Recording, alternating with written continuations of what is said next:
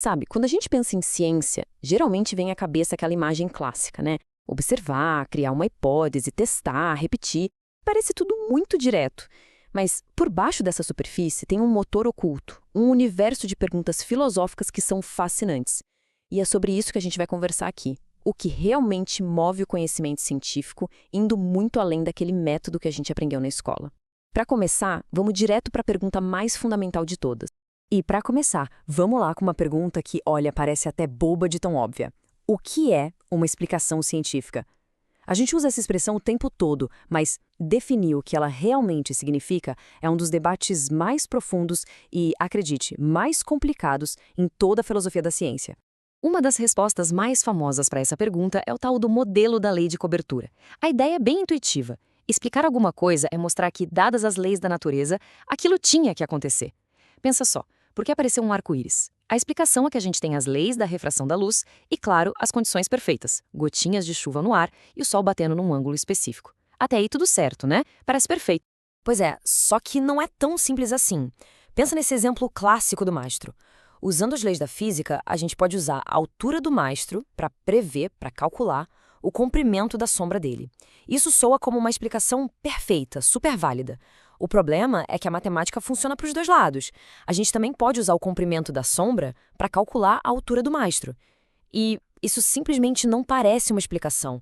Ninguém diria que o mastro tem 10 metros porque a sombra dele tem 5. Percebe? O modelo da lei ignora completamente a seta da causalidade, a direção do porquê. E tem mais. Será que a gente sempre precisa de uma lei universal para ter uma boa explicação? O filósofo Michael Scriven deu um exemplo bem simples. O impacto do meu joelho na mesa causou a queda do tinteiro. É uma explicação perfeita, a gente entende na hora. Mas qual é a lei da física sobre joelhos, mesas e tinteiros? Tentar criar uma lei geral para isso soa meio forçado e totalmente desnecessário para a explicação funcionar, né? Então, o ponto todo aqui é uma mudança de foco. Talvez a ciência não esteja só em busca de leis universais, mas sim dos mecanismos causais que estão por trás dos fenômenos. A pergunta muda de sob qual lei isso aconteceu para como é que isso realmente funciona. E essa pequena diferença nos leva direto para um outro drama filosófico fundamental. E isso nos leva direto para a nossa segunda grande questão, o drama da descoberta. Aqui, a grande tensão é entre prever o que ainda vai acontecer e explicar o que já aconteceu. O que será que dá mais credibilidade para uma teoria científica, hein? Vamos pensar um pouco. O que impressiona mais? Uma teoria que prevê algo que ninguém nunca viu, que soa quase como mágica, ou uma teoria que consegue pegar uma montanha de dados que a gente já tinha, mas que não faziam sentido nenhum, e de repente organiza tudo, como um quebra-cabeça que se monta. É essa briga, prever o futuro, contra arrumar a casa do passado.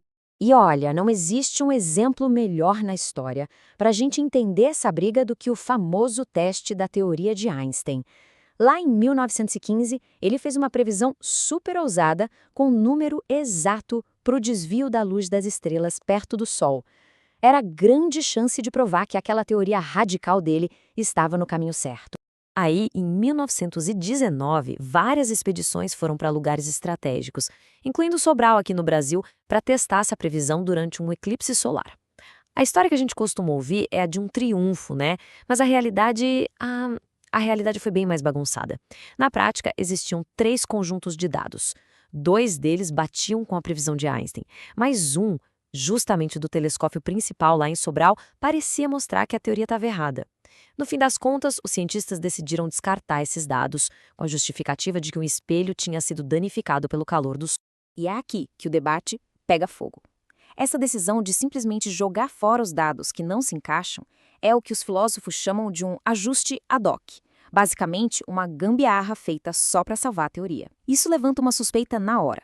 Será que os cientistas estavam só protegendo uma teoria bonita demais de um fato feio e inconveniente? A pergunta fica no ar até hoje.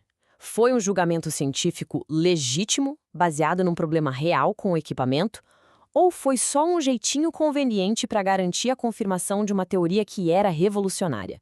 Isso mostra como a ciência de verdade, na prática, é cheia de decisões difíceis, de interpretações. E, para complicar só um pouquinho mais, os filósofos dizem que existem 2 tipos de novidade.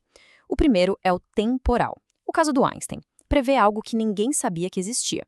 O segundo tipo é o heurístico. Imagina um detetive que resolve um crime sem usar uma pista crucial. Depois, ele percebe que a teoria dele também explica perfeitamente aquela pista que ficou de fora. Isso é uma novidade heurística. A teoria explica um fato que não foi usado para criá-la. Muitos defendem que isso é tão poderoso quanto prever o futuro, porque mostra que a teoria não foi só montada para encaixar nos fatos conhecidos. E para fechar, a gente vai para a parte talvez mais estranha de todas. Vamos falar de uma das ferramentas mais importantes da ciência moderna, os modelos. E vamos ver como eles têm uma relação surpreendente com ficção e faz de conta. A ciência hoje em dia é movida a modelos. É o modelo da dupla hélice do DNA, são os modelos supercomplexos do clima, os modelos econômicos. Os cientistas passam a maior parte do tempo construindo, testando e discutindo essas representações simplificadas do mundo.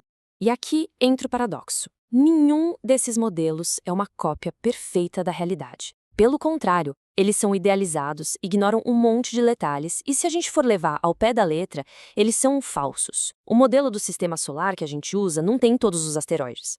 O modelo de uma molécula não é a molécula de verdade. Então, como é que pode essas ficções produzirem conhecimento verdadeiro sobre o mundo real? Olha que interessante, uma resposta bem legal para isso vem da filosofia da arte. A teoria do faz de conta de um filósofo chamado Kendall Walton diz que os modelos científicos funcionam como adereços num jogo de imaginação.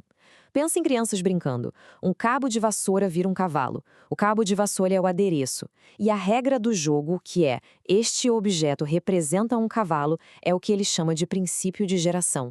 É a regra que nos diz o que imaginar a partir daquele objeto. Na ciência, o jogo funciona de um jeito parecido. O modelo físico de uma molécula de DNA, aquelas bolinhas e varetas, é o nosso adereço. A regra do jogo, o nosso princípio, é que a distância entre as pecinhas do modelo representa o comprimento de uma ligação química de verdade. E aí, ao brincar com esse modelo, seguindo essa regra, a nossa imaginação é guiada para tirar conclusões e criar hipóteses sobre a molécula de verdade. Pensa nessa analogia, que é super simples, mas genial. Crianças numa floresta decidem que tocos de árvores são ursos. Os tocos não são ursos, claro, assim como um modelo de plástico não é DNA. Mas, dentro das regras desse jogo, a posição dos tocos pode dizer algo sobre onde os ursos estão. Do mesmo jeito, os modelos científicos nos permitem raciocinar sobre a realidade de um jeito super poderoso e estruturado. No fim das contas, a grande sacada é essa. O valor de um modelo científico não está em ele ser uma cópia perfeita do mundo. O valor dele está em ser um bom adereço, uma ferramenta que, quando usada com as regras certas, permite que a gente use nossa imaginação para descobrir verdades sobre a realidade. E isso tudo nos deixa com uma última pergunta bem provocadora. Se as ferramentas mais poderosas que a ciência tem são, de certa forma, atos de imaginação controlada, onde que termina a criação e onde começa a descoberta? Parece que a ciência não apenas mapeia o mundo, ela constrói mundos imaginários para conseguir enxergar o mundo real. E essa é talvez a ideia mais profunda de todas.